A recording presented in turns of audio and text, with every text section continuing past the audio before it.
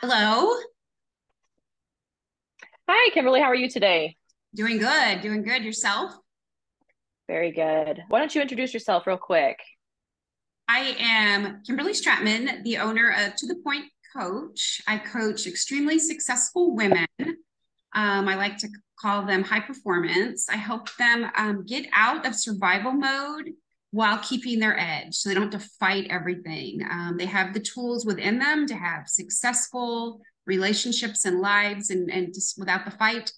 And then I also help first responders retire to a no regrets retirement. Yourself? Love that stuff. I love it all. Monica Eaton back with you guys again, owner and CEO of 50 Fierce and Fit.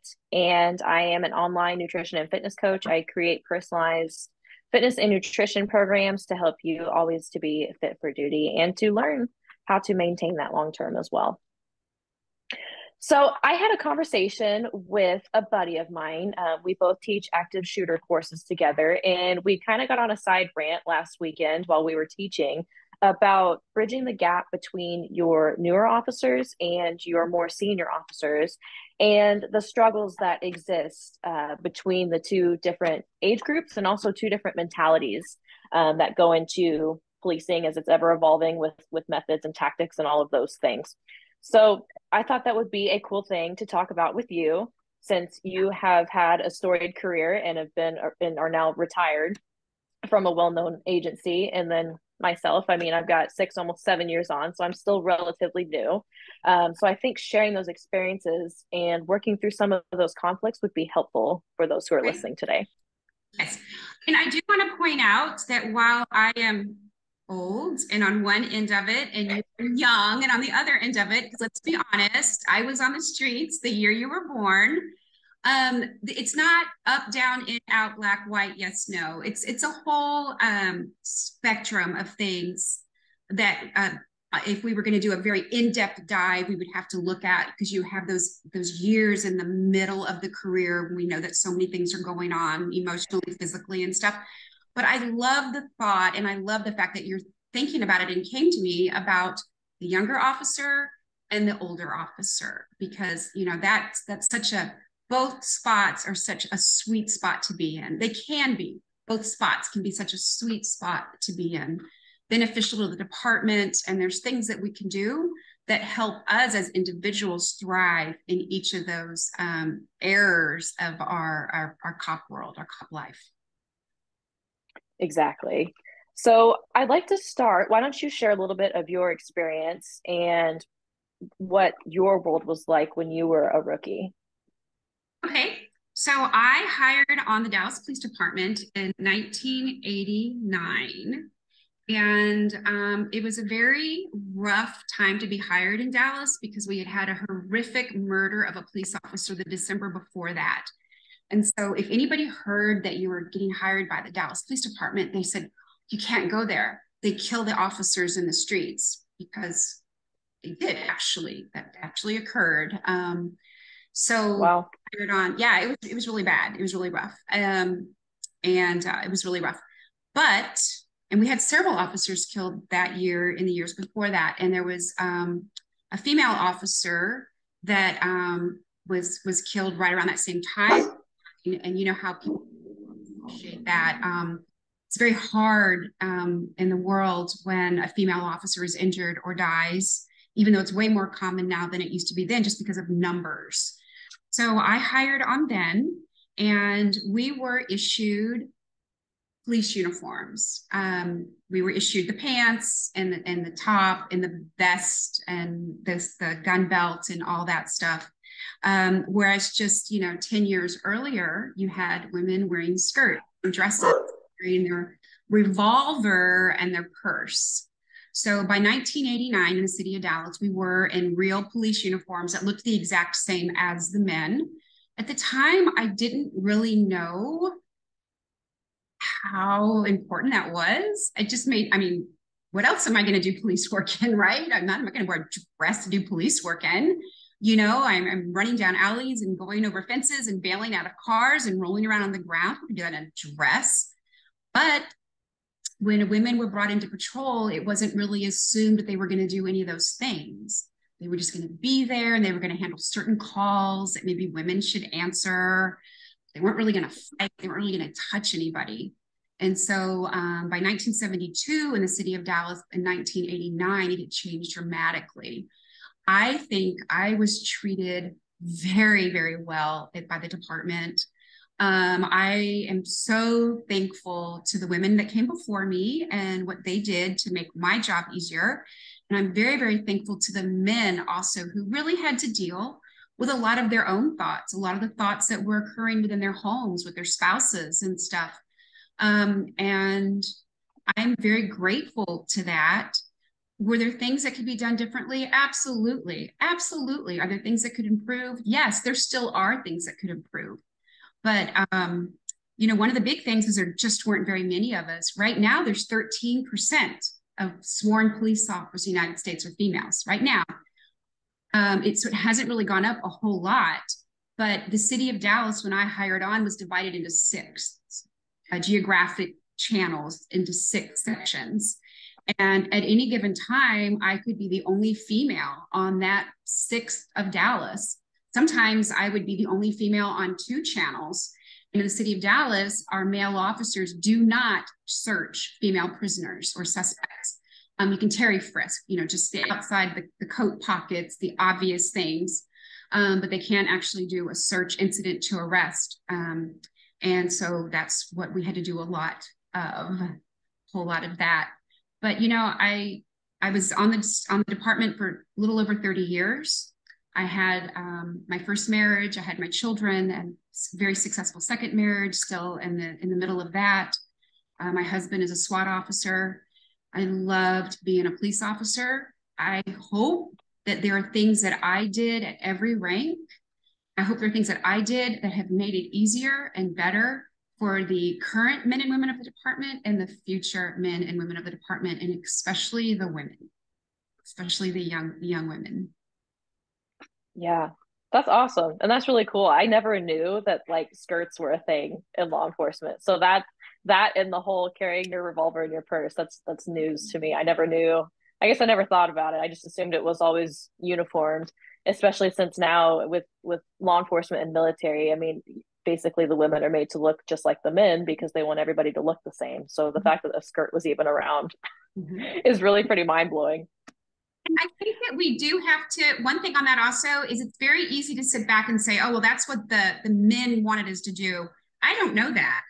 I don't know if I was a woman back in the late 60s, early 70s, and I was asked what I wanted to wear.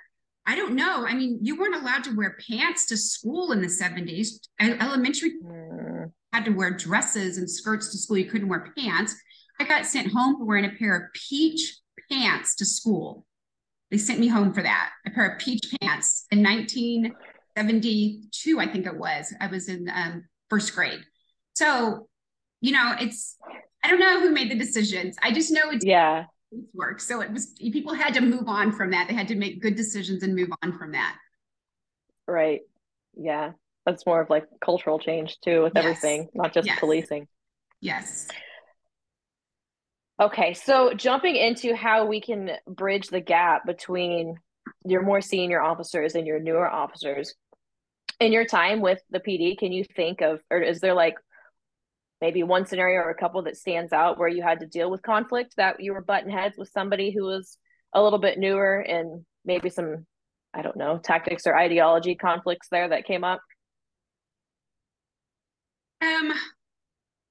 I personally don't think that I had a lot of trouble as I progressed through the department through my career. As I promoted up to a commander as a lieutenant, I believe from feedback that I got from my troops and also from the chiefs that I served, that I actually had a very good relationship with the majority of my officers. If they were willing to work, if they were willing to speak up and say what they wanted and what they needed, I was more than willing to meet them more than halfway and try to give them what they needed. So I don't have very many combative stories as I got older. The one that sticks out in my mind is actually when I was younger. And it illustrates the wanting to be careful that you don't win the battle but lose the war, is how I like to point it out. And just real quick, I was at breakfast one morning, and an older, very older, and I mean, he was probably in his late 40s or early 50s, which is younger than I am now, but he was just older than dirt to me back when I was, 23, 24 years old. Anyway, I caught his bad guy on an early morning call. So we're at breakfast. There's a whole bunch of trainers, old heads sitting there, and I'm there, and I'm not supposed to talk because I'm a rookie. And he was making fun of me for how I ran like a girl. And I made the comment of, well, I caught your prisoner.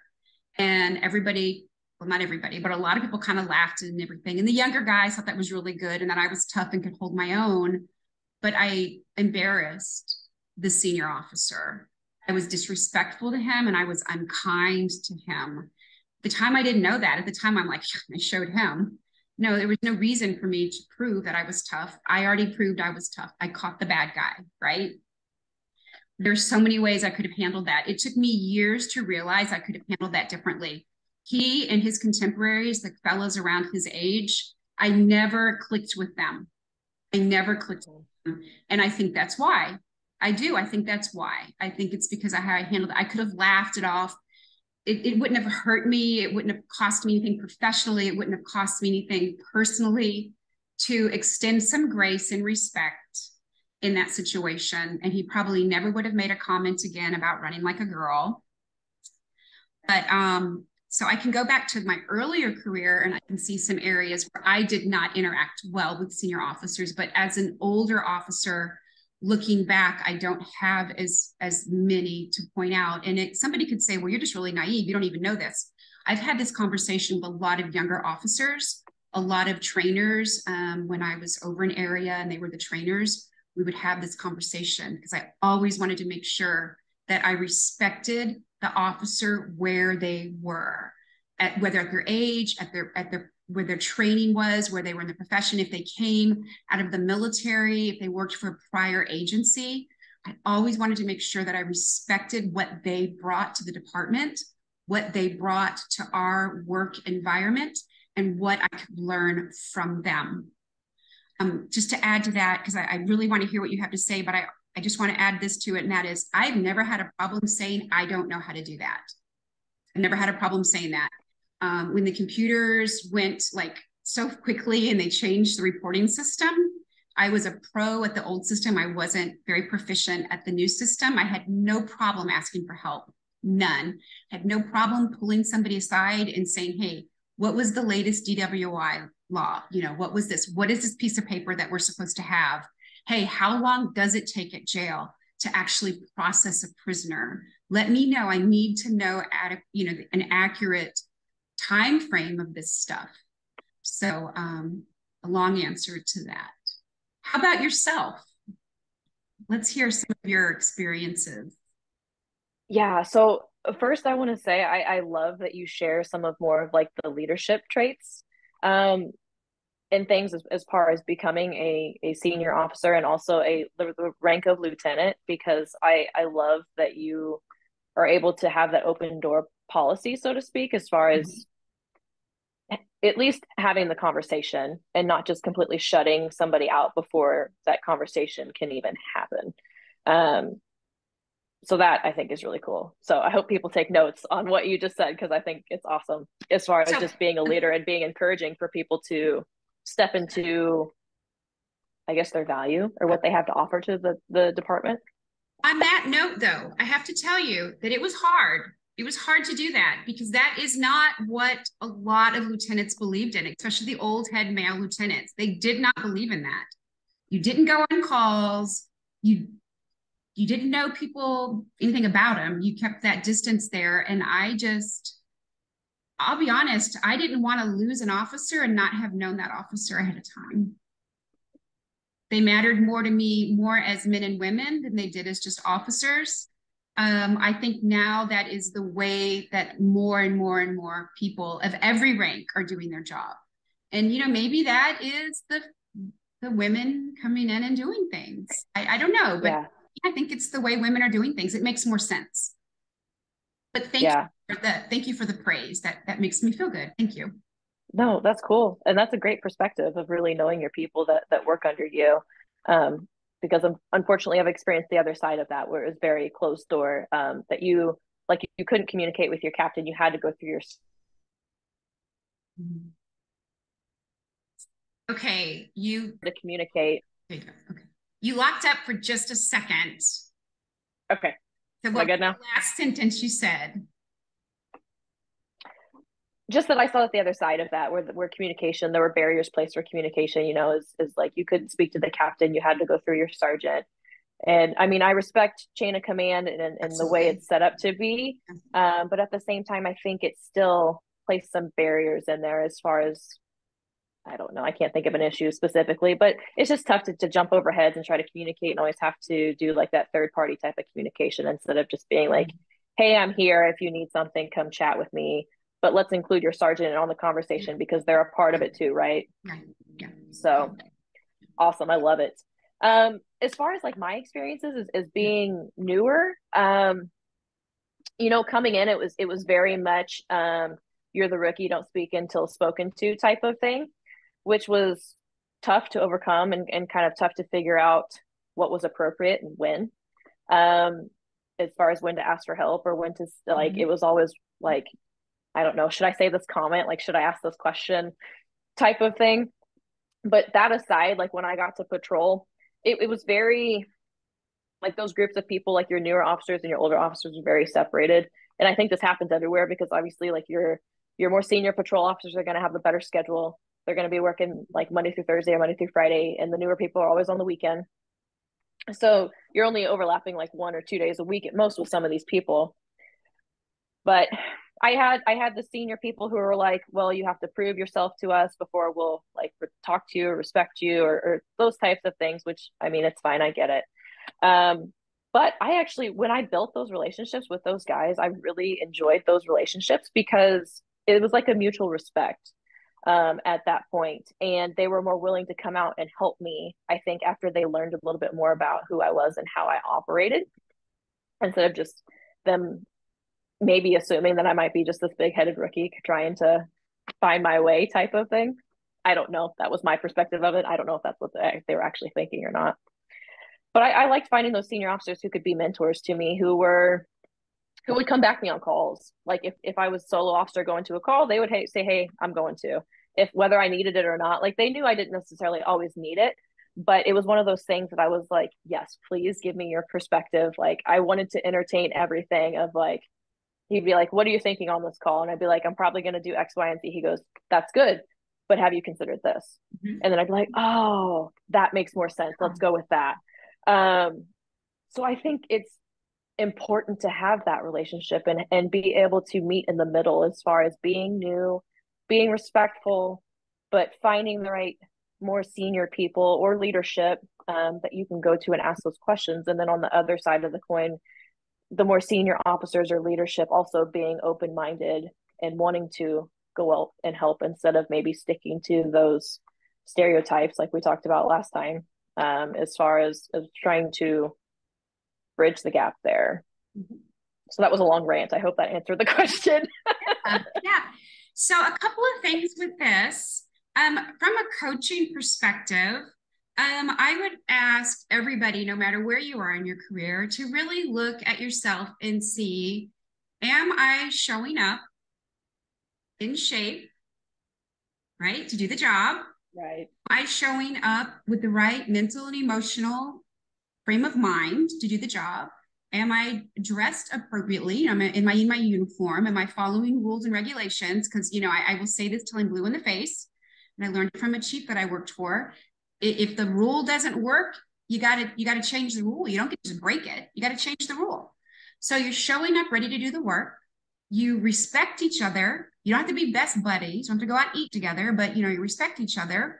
And you extend grace. You allow individuals to learn from their mistakes, but you don't allow them to make the fatal flaw mistakes. If you see somebody doing something wrong, you have to correct them. No matter where you are, what you could be your very first day on training right out of the academy, which is a pretty good probability that a bunch of stuff right out of the academy. And so you might actually know that the senior officer is making an error. So they're, the recruit in theory should be able to say, hey, may I suggest this? And with respect, and then the senior officer should be able to say, oh my gosh, thanks, and go from there. No matter where you are in your career, you should be able to learn from each other. And, I can tell you that as I got farther along in my career, there are things that I just really couldn't do as well, right? I still tried them, I still did them, but I was open to learn. But I respected the heck out of those younger officers that would come and say, hey, Lieutenant, I got this, and I would be there and I would support them. And I would make sure that I thanked them for it. I would make sure that it went well for everybody. And it made our work groups stronger.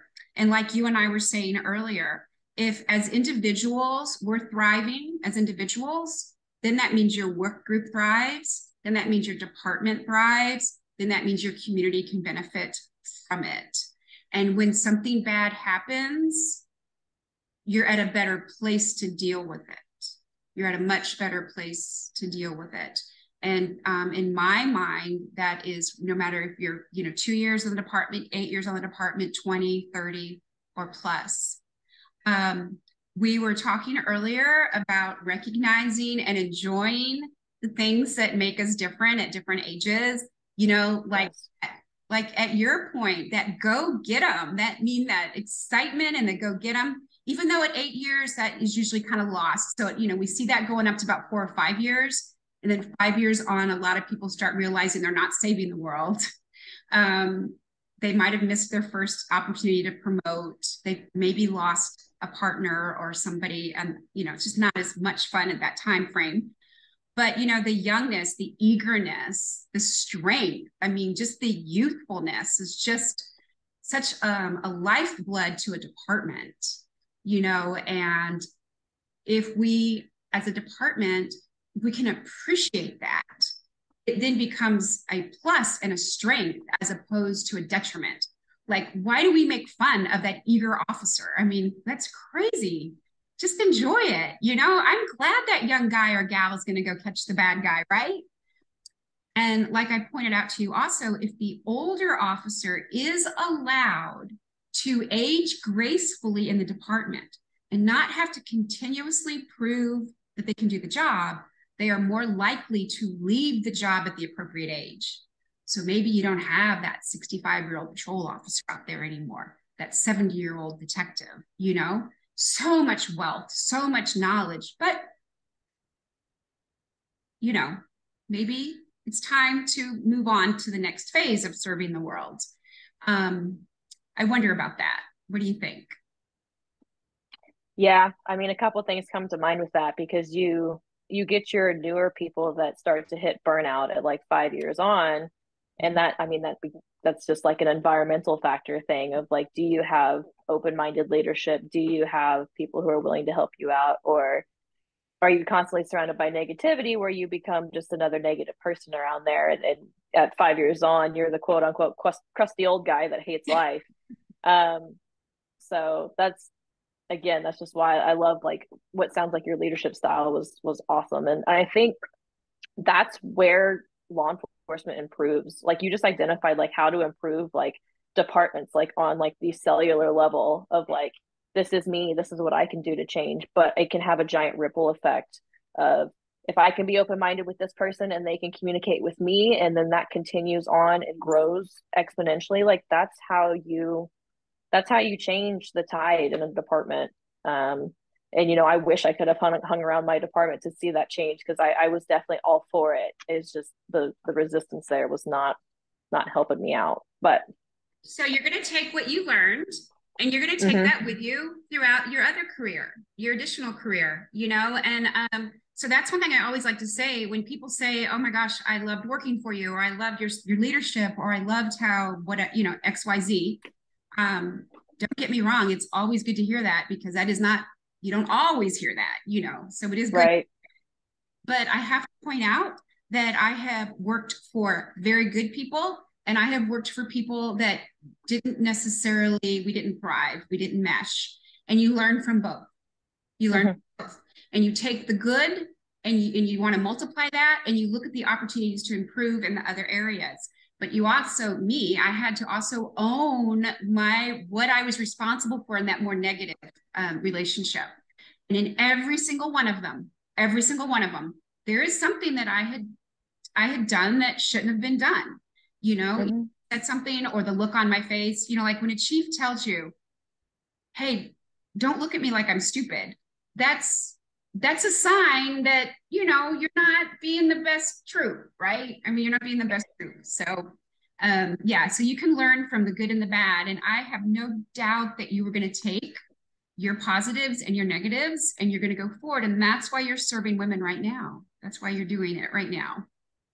Yep. There's silver linings in everything, and definitely a Yes. lesson from everything. I agree with you there. So as far as a senior officer or a lieutenant's perspective, what's something that you look for or maybe expect to happen with a newer officer that comes on the department? I like to say it always being curious, but I recommend that in every phase in life, no matter what you're doing, always be curious, always be willing to learn, always be focused on the solution and not the problem. Obviously, we have to recognize that there are problems, but if that's all you're looking at, you become an expert at the problem and you don't become, you're not solving it. You're not the expert at the solution. And wouldn't you rather be known for, instead of the complainer, wouldn't you rather be known as the problem solver? Wouldn't Mm-hmm. you to be the person, no matter what in life, even if you're tired and worn out, don't you want to be known as somebody that somebody can come to for help because they trust you? Because they know you're going to be open-minded and you're going to be accepting of them, and you're going to give them value wherever they are in that situation. But I think from the younger officer, or heck, anybody, even if they were older than me, if they'd been on longer than me, if we were working together, I needed them to show up.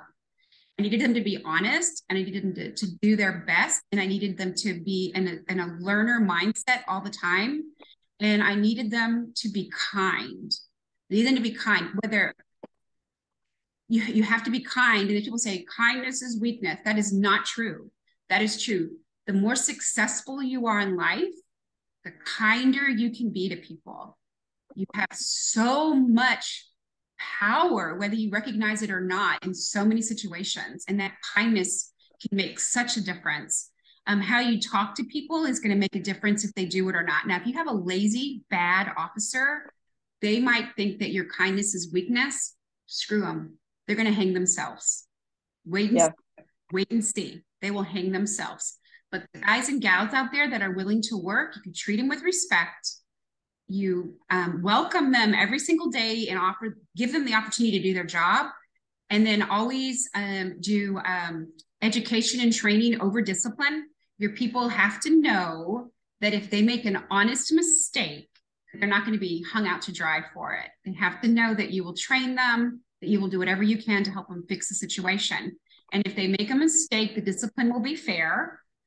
If they do something on purpose, if they purposely do something and it cannot be explained, like it wasn't to save a life or something like that, then they have to know that, discipline is coming. Discipline's coming. So, that for me, that's the environment I wanted to work in. I never wanted to try to figure out, oh my gosh, what's my sergeant going to say? Or, what lieutenant's going to be here today? You want that, right? The fluidness and the dependability and all that. And so by offering that, I asked the younger or the newer or the other officers to fit into that equation and do their part in it. I like that. So just to bullet what you said, always be kind, always be learning, and always be curious as far as the advice for somebody incoming. And I like that you mentioned that as being a senior officer, you're going to try to offer as much as you can the education over the discipline, which I think is awesome, because coming from my perspective as a new person, like I was always afraid of like doing the wrong thing or getting in trouble. Yeah, it's scary. So yeah, as far as like you're learning a whole new job, and then on top of that, you're like, shit, am I going to get in trouble? Did I just do the wrong thing? So well, that's Monica, that open door policy again, though, that really helps, I think. Monica, these days, these officers have to worry not about just getting in trouble and maybe losing a good position. They have to worry about being fired and going to prison, for Yep. mistakes. I mean, not even like criminal actions, but mistakes. So, as a youngin, um, what do you think makes it better or easier for the young women now, either coming into the profession or in the early couple years of their profession? Just speaking from my experience, I mean, I think you need to come to the table confident, but you Mhm. also need to be humble as far as you be confident in what you have to offer, but be humble in the sense that there's so many things to learn and you don't know everything. And especially, I mean, never in policing are you ever going to know everything. Like, you're just not. Things are always changing and there's so much to know. You're never going to know everything. So do what you can to prepare, be confident in yourself and what you have to offer, um, the department in general. But when it comes to, I guess, interacting with your other coworkers and especially other senior officers, it's kind of just a give and take. You have to kind of feel out what that person is and try to meet them where they're at, essentially, because they've been there for 20 years. Like, you're not going to walk in front of them that day and like change the way they do things, right? So just getting to know people, I think the best you can is a good way to do that and to fill that out as a new person, because I mean, you're a new coworker, you want to figure out where you fit in into the bigger scheme of things, right? um but really just don't be afraid to ask questions. It might rub people the wrong way. Honestly, if it does, who cares? Yeah, You're right. trying to learn. So if somebody gets offended by a question you ask, again, that's kind of taking responsibility for your own part, and it maybe you something you said like is something they need to deal with, and we'll leave it with that. But don't be afraid to ask questions, and don't be afraid to ask for feedback. Mhm. If you have questions about how you handled a call and you have somebody you can trust, call them and say, "Hey, can we debrief this? Yeah, definitely. Do you think that could I have done better? Do you think Mhm. I didn't do well?" Like, talk it out, talk those situations and those scenarios out, because you're saying always be curious, always be learning. I mean, that was always my mentality of like, how can I be better? Could I have handled that better? Um, I mean, patrol work, there's so many different variables and so many what ifs, but if you talk it out ahead of time with somebody, then you're going to remember that and be better when that similar situation comes up again. So I mean, in my limited experience, that's the way I approach things. And I realize, looking back, I think, knowing my personality and how blunt I am, I think some of those questions came across as challenging, Mhm. as far as challenging a sergeant or a more senior officer, of because I always wanted to know why. I'd always say, explain to me why. Because I don't have to agree with it, but if I understand why, I at Mhm. least Mhm. understand the method to the madness, right? And so one came back to me one day and was like, "Hey, on this collision, you should have done this here." I was like, "Okay, well, I've not done it that way before. Can you explain to me why that is?" And I think I figured out later he felt intimidated by that for Okay. whatever Yeah. reason. So I remember knowing that about myself and going into it and like feeling like I had to explain myself to my FTOs and be like, "Look, like, I know I come across a certain way, but keep in mind, like, I'm not challenging you. I'm trying to better understand." So that might be another thing. I mean, as women, we come off cross, brass. I don't know. I've got the RBF thing going. I know that about myself too. Um, Maybe just trying to have that communication with people of like, look, like, here's where I'm coming from. I'm not trying to challenge you. I'm not trying to disrespect you. It's just a question. Yeah. Remember Because that earlier can be a thing there too. Remember earlier when I said, you're winning the battle or you're winning the fight, but you're losing the war? I want to take that one step further and said, instead of always having all these little battles and all these little skirmishes and all these little fights, we don't want we don't want to have a war. And if you don't have all those little individual things, you don't have the war, and that's my goal for all women, either on the job or off the job, because we're not fighting everything anymore. And it does seem to be a little bit more on us to recognize that the skirmish is starting, and people say, well, that's not fair. I shouldn't have to. Well, continue on, ma'am. Just keep going through life like it's going for you, and you're going to wonder why you're worn out, you know. And Yeah. so I think, like what you said, of recognizing already maybe how we're doing things, recognizing how it's coming across. And once you've built your credibility with people, you know, then they might smile and say, well, that's just Monica. Not in a bad way, not in a bad way, but like Monica really, she really wants to know. She really wants to know. She's not challenging me. She's not being disrespectful. So, well, you have definitely said a lot of good stuff. Is there anything you want to add? Done? I hear your puppies. Okay, you're muted. You're muted. Oh, I'm good. Sorry, I was just apologizing for the dogs. I think the UPS or Amazon, somebody's here. Oh, how funny. Okay, so to tie it up, I think honestly, we really said a lot of the same stuff, but just coming from, 30 years apart, which just about kills me to even acknowledge that. Coming from 30 years apart, we both, you go to work, and if I hadn't retired, 2 years ago, I'd be going to work, and I want to do my job.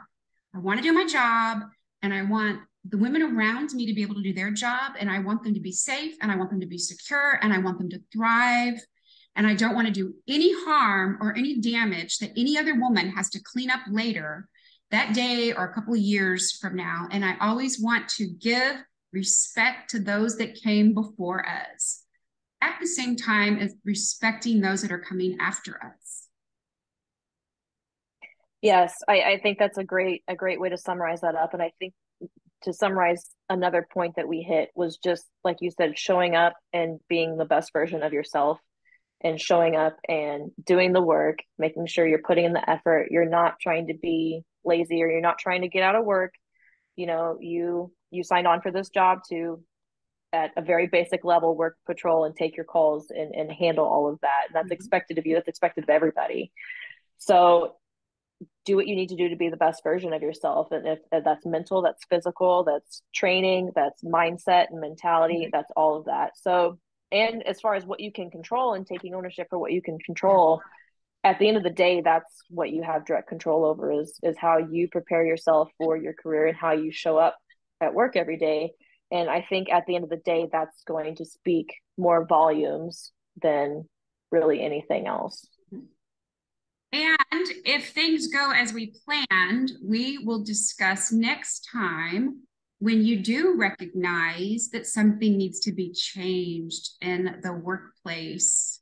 Appropriate, potentially successful, efficient, effective ways to get change in your career, in the workplace, in the cop world, first responders world.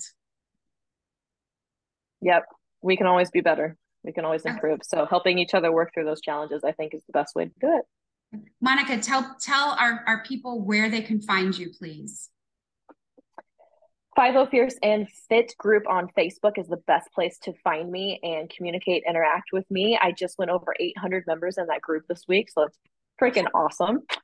And it's awesome because y'all are starting to have more conversations in there and chit chat and network. And that was really one of my goals for having that group, is to connect us as a community of female first responders and create more resources for each other. Because I don't know. I mean, I have somebody who's in Utah who had to go down to Florida for the hurricane effort relief. And, that's networking and getting to know those people. So you might need something in another state sometime, you don't know, or maybe across the state in another jurisdiction. You could be like, hey, I met somebody in that Facebook group and I know who to contact. So I love that. And I love the positivity that's building in there. And I think it's awesome. So go find me in that Facebook group, and you'll find lots of other awesome women in that Facebook group as well. And you can always message me, DM me through the group. Find me on Facebook. It's just Monica Eaton on Facebook. You'll see the big banner. What about you, Kimberly? Where can we find you? So on Facebook, I have a public group called Bold and Brave Women. It's a smaller group. It is not just cop related, but that's pretty much who's there. And it's about going through life bold and brave and not fighting and being successful. And then I have the YouTube channel of To the Point Coach. And that's where these videos will be posted. So y'all can go and find all of the previous videos that we have done. And just in case you're wondering, I've mentioned coaching quite a few times. I want to clear this up.